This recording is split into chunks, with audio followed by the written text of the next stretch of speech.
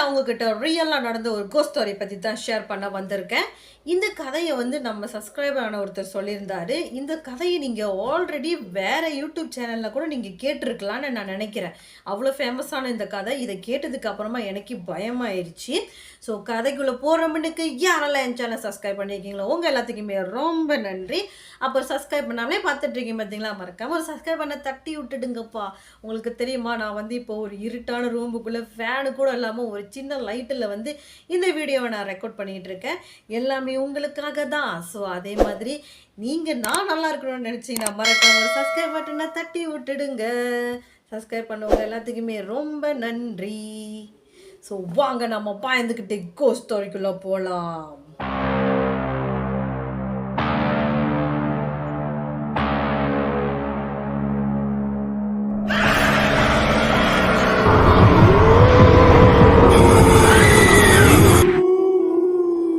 இந்த கதையில வந்து சாந்தான்னு ஒருத்தவங்க இருந்திருக்காங்க. அதாவது ரியல் ஸ்டோரி. சாந்தான்னு ஒருத்தவங்க இருந்திருக்காங்க. அவங்க வந்து நிறைமாத கர்ப்பிணியா இருந்திருக்காங்க. ஸோ இவங்க இருக்கிற ஊர்லேருந்து அவங்களுக்கு வந்து ஒரு விவசாயம் செய்கிற ஒரு நிலம் இருக்குது. அது வந்து 1 கிலோமீட்டர் கூட நடந்து போகணும். ஸோ இவங்க வீட்டில் யார் யார் இருக்காங்கன்னு நீங்கள் பார்த்தீங்கன்னா, சாந்தா, அவங்க ஹஸ்பண்டு, அப்புறம் ஹஸ்பண்டோட அம்மா, இவங்க 3 பேர் தான் இருக்காங்க. சாந்தாவோட ஹஸ்பண்டும் அம்மாவும் விவசாயம் செய்கிறதுனால அந்த நிலத்துக்கு வந்து இவங்க டெய்லி போயிட்டு இரவு 7 மணி போல தான் வீட்டுக்கு வர்றத வழக்கமாக வச்சுருந்துருக்காங்க. இந்த சாந்தாக்கு வந்து பக்கத்து நிலத்துல வந்து ஒரு காலேஜ் ஃப்ரெண்டு இருக்காங்க. அவங்க பேர் வந்து லதா. இவங்க 2 பேருமே ஒரு நல்ல ஃப்ரெண்டுன்னு சொல்லலாம். இந்த லதா வந்து காலேஜ் படிக்கிறதுனால காலேஜ் முடிஞ்சதுக்கு அப்புறமா இவங்க வீட்டுக்கு வந்துட்டு ஒரு 6 மணிலேருந்து 7 மணி வரைக்கும் இந்த சாந்தா கூட உட்காந்து வீட்டு வெளியில் உட்காந்து பேசிக்கிட்டு இருக்கிறத இவங்க வழக்கமாக வச்சுருக்காங்க. இவங்க 2 பேரும் ஒரு நல்ல திக் ஃப்ரெண்டே சொல்லலாம். ஏன்னாக்கா இந்த லதா வந்து காலேஜ் முடிச்சதுக்கு அப்புறமா ஒரு நாள் கூட நம்மளோட சாந்தா வந்து பார்க்காம போனதே கிடையாது. சாந்தா கூட உட்காந்து ஒரு 1/2 hour நினச்சும் பேசிட்டு தான் இவங்க போவாங்க. அதுக்கப்புறம் ஒரு நாள் என்ன நடக்குதுன்னா, நம்மளோட லதா வந்து 3 நாள் ஆகியும் நம்மளோட சாந்தா வந்து பார்க்கவே இல்லை. அப்போ உடனே அவங்க அத்தைக்கிட்ட என்ன சொல்கிறாங்கன்னா, இந்த மாதிரி லதா வந்து என்னை பார்க்க வரவே இல்லை அத்தை அப்படின்னு சொல்கிறாங்க. அதுக்கு உடனே அவங்க அத்தை என்ன சொல்கிறாங்களா, பாரு நிறமாத கர்ப்பிணியாக இருக்க, உன்னை வந்து பார்க்க கூட வரல, அவள் வந்தா நான் கூட நீ பேசாத அப்படின்னு சொல்லி அவங்க சொல்கிறாங்க. அதுக்கப்புறம் அவங்க என்ன சொல்கிறாங்கன்னா, 6 மணிக்கு மேலே வந்து யார் வந்து உங்ககிட்ட வந்து பேசினாலும் இந்த வாசப்படி இருக்கும்ல, அதுக்கிட்ட வந்து நிறைய விளக்கமோர் ஷூ இதெல்லாமே போட்டு வச்சுக்கோ, நீ உள்ளே இருந்து பேசு, உள்ளேருந்து வெளியில் வந்து பேசாத அப்படின்னு சொல்லியிருக்காங்க. அதுக்கப்புறம் அவங்க அத்தை என்ன சொல்கிறாங்கன்னா, நாங்கள் வந்து சேர்றதுக்கு மணி 8 கிட்ட ஆயிடுது. ஸோ அது வரைக்கும் நீ வீட்டில் தனியாக தான் இருக்கிற, யாரோ வந்தாலும் நீ உள்ளே இருந்து பேசு, நீ வெளியில் வந்து நின்றுட்டுலாம் இருக்காத அப்படின்னு சொன்னாங்க. சாந்தாவும் சரின்னு சொல்லிடுறாங்க. அப்புறம் 2 நாள் சென்று லதா வந்து நம்ம சாந்தாவை பார்க்கறதுக்கு வராங்க. அதுக்கப்புறம் லதா வீட்டுக்கு வந்தானே சாந்தாக்கான்னு கூப்பிட்டானே. சாந்தா வந்து என்ன பண்ணுறாங்கன்னா, அவங்க மாமியார் சொன்னதை மனசில் வச்சுட்டு அந்த தலைவாசல் இருக்குது அதை தாண்டாமல் அவங்க வந்து உள்ளேயும் இவங்க வந்து வெளியில் உட்காந்து திண்ணையில் உட்கார வச்சு பேசிகிட்டு இருக்காங்க. ஸோ பேசிகிட்டு இருக்கிறப்ப சாந்தா உடனே கேட்குறா, நீ ஏன் 3 நாள் ஆகி நீ என்னை பார்க்க வரவே இல்லை, நான் எங்கள் அத்தைக்கிட்ட சொன்னேன், அதுக்கு அவங்க கூட பேசாத அப்படிலாம் சொன்னாங்க அப்படின்னு சொன்னானே. அப்போ உடனே லதா சொல்கிறாங்க, இல்லைக்கா கொஞ்சம் வேலை இருந்துச்சு அதனால தான் வர முடியலக்கா, சாரிக்கா அப்படி சொல்லிட்டு சிரிச்சுக்கிட்டே சொல்கிறா.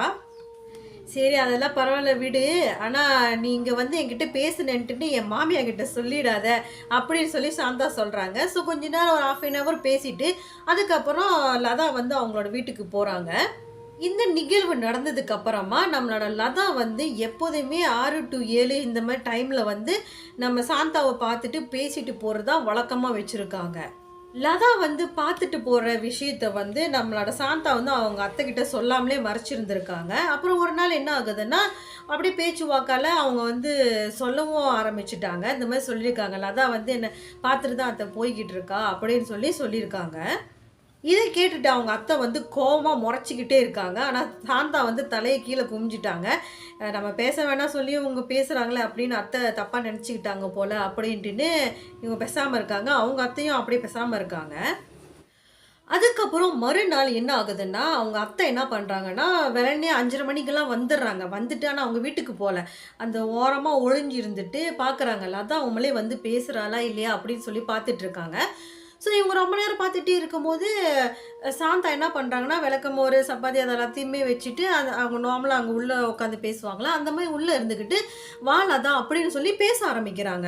ஸோ இவங்களுக்கு வந்து பயங்கர ஷாக் ஆயிடுச்சு. பார்க்குறாங்க, அங்க யாருமே இல்ல. ஆனா இவங்க வந்து பேசிக்கிட்டு இருக்காங்க. இவங்க விறுவிறுன்னு அங்கேருந்து நடந்து வந்துட்டு, "சாந்தா யார்கிட்ட பேசிட்டு இருக்க?" அப்படின்னு சொல்லி கேட்டானே, அப்போ உடனே சாந்தா சொல்றாங்க, "அம்மா பாருங்கம்மா லதா அங்க உட்காந்துருக்கா. அவட்ட தான் பேசிட்டு இருக்கேன். நீங்க அவள ஏசாதீங்க பாவம்மா" அப்படின்னு சொல்லி பேசுறாங்க. ஸோ இவங்க அத்தைக்கு இன்னும் பயங்கர இதாயிருச்சு. இங்க யாருமே இல்ல. யாரு இருக்கா? அப்படின்னு சொல்லிட்டு இவங்க என்ன பண்றாங்கன்னா, சாந்தாவோட கைய புடிச்சுட்டு நேரா பூஜை ரூமுக்கு கூட்டிட்டு போறாங்க. லதா இறந்து 1 வாரம் ஆகுது. நீ யாருகிட்ட பேசிக்கிட்டு இருக்க? உனக்கு பைத்தியம் தான் புடிச்சிருக்கு. அப்படி சொல்லிட்டு விபூதி எடுத்து அவங்க நெத்தியில பூசி விடுறாங்க. என்னது லதா இறந்துட்டாளா? எனக்கு யாருமே சொல்லலையே! என்னாச்சு அவளுக்கு? அப்படின்னு சொல்லி நம்ம சாந்தா கேட்டதுக்கு, அப்ப அவங்க மாமி என்ன சொல்றாங்கன்னா, "நீ நிறமாத கர்ப்பிணியா இருக்க. ஸோ இந்த டைம்ல சொல்லி உன் மனச கஷ்டப்படுத்த வேணாம் தான் நான் சொல்லல. அதனால தான் அன்னைக்கு நான் உன்கிட்ட சொன்னேன். நீ லதா வந்தா இனிமேல் பேசாத அப்படின்னு நான் சொன்னேன்." அப்படின்னு சொல்லி அவங்க மாமியார் சொல்றாங்க. அப்ப சாந்தா சொல்றாங்க, "என்னால நம்ப முடியல. இப்ப கூட தான் 3 நாள் முன்னுக்கு என்கிட்ட வந்து பேசிக்கிட்டு இருந்தா." அப்படின்னு சொல்லி சொன்னோனே, அவங்க அக்செப்ட் பண்ணிக்க மாட்றாங்க. அப்போ உடனே அவங்க என்ன பண்றாங்கன்னா, அவங்க மாமியார கைய புடிச்சுட்டு அப்படியே திண்ணையில போயிட்டு எட்டி நின்னு பார்க்குறாங்க. அங்க வந்து லதா இல்ல. ஸோ இல்லாத பார்த்தோனே அவங்களுக்கு இன்னமும் ஷாக் ஆகி, ஐயோ! நம்ம மாமியார் சொன்னது தான் உண்மைன்ட்டுட்டு அங்கேயே மயங்கியும் விழுந்துர்றாங்க. அதுக்கப்புறம் என்ன ஆயிருக்குன்னா, அவங்க மாமியார் மூஞ்சில தண்ணி தெளிச்சு அவங்கள எழுப்பி உட்கார வச்சிருக்காங்க. அப்ப அந்த சம்பவம் நடந்ததுக்கு அப்புறமா அவங்க வந்து ஒரு பிரம்ம புடிச்ச மாதிரியே இருந்திருக்காங்க. அப்போ உடனே அவங்க மாமியார் என்ன பண்ணியிருக்காங்கன்னா, பக்கத்துல இருக்கிற ஒரு சாமி கோவில் இருக்குது. ஐயனார் கோவில் போல. அந்த கோவிலுக்கு கூட்டிட்டு போயிட்டு, இந்த மாதிரி மந்திரிச்சு, விபூதிலாம் வச்சதுக்கு அப்புறமா தான் இவங்க சாந்தா வந்து நார்மலா ஆயிருக்காங்க. உங்களுக்கு வந்து இப்போ ஒரு கேள்வி எழும். இந்த லதா வந்து எப்படி இறந்து போனாங்க அப்படின்ட்டுன்னு. உங்க எல்லாத்துக்குமே தெரியும். ஒரு லோரியில போயிட்டுருக்கும்போது, ஒரு மினி லோரியில போயிட்டுருக்கும்போது, ஒரு குட்டி யானை வந்து இடிச்சு அந்த லோரியில உள்ளவங்க இறந்து போயிட்டாங்கன்னு. அந்த லோரியில இருந்தது லதாவும் ஒருத்தவங்க தான் இறந்து போயிருக்காங்க.